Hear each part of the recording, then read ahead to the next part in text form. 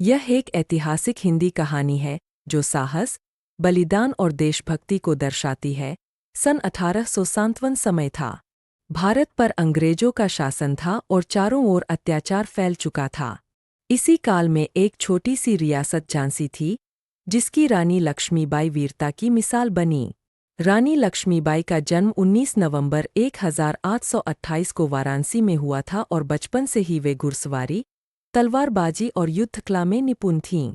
जब उनका विवाह झांसी के राजा गंगाधर राव से हुआ, तो उन्होंने एक जिम्मेदार और समझदार रानी के रूप में शासन में भाग लेना शुरू किया।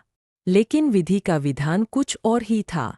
राजा की मृत्यु के बाद अंग्रेजों ने डॉक्ट्रिन ऑफ लैप्स नीति के तहत झांसी को हड़पने की योजना बनाई। रानी लक्ष्मीबाई ने अपने दत्तक पुत्र को झांसी का उत्तराधिकारी घोषित किया, लेकिन अंग्रेजों ने इसे मानने से इनकार कर दिया।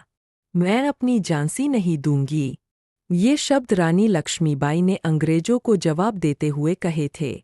यह केवल शब्द नहीं थे, बल्कि आज़ादी की ज्वाला थी जो पूरे देश में फैलने लगी। उन्होंने झांसी की रक्षा के लिए एक वीर सेना तैयार की। तात्या तोपे, राव साहब और अन्य क्रांतिकारियों ने उनका साथ दिया। मार्च 1858 में अंग्रेजों ने झांसी पर हमला कर दिया। रानी लक्ष्मीबाई ने अपनी छोटी सी सेना के साथ उनका डटकर मुकाबला किया।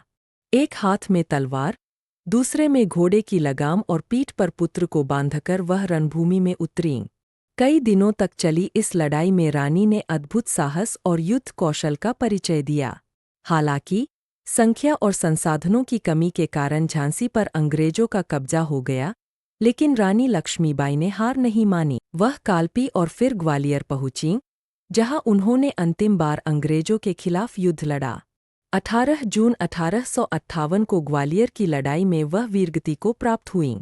उनकी मृत्यु के बाद भी उनका नाम इतिहास के पन्नों में अमर हो गया। ब्रिटिश जनरल ह्यूरोज ने भी उनकी वीरता की प्रशंसा करते हुए कहा था, भारतीय विद्रोह में यह सबसे बहादुर औरत थी जिससे हमने कभी युद्ध किया। रानी लक्ष्मीबाई की कहानी हमें सिखाती है कि सच्चे साहस और देशभक्ति के सामने किसी भी शक्ति की जीत संभव नहीं है। अपने अधिकार और स्वाभिमान की रक्षा के लिए एक स्त्री भी पूरे साम्राज्य को चुनौती दे सकती है।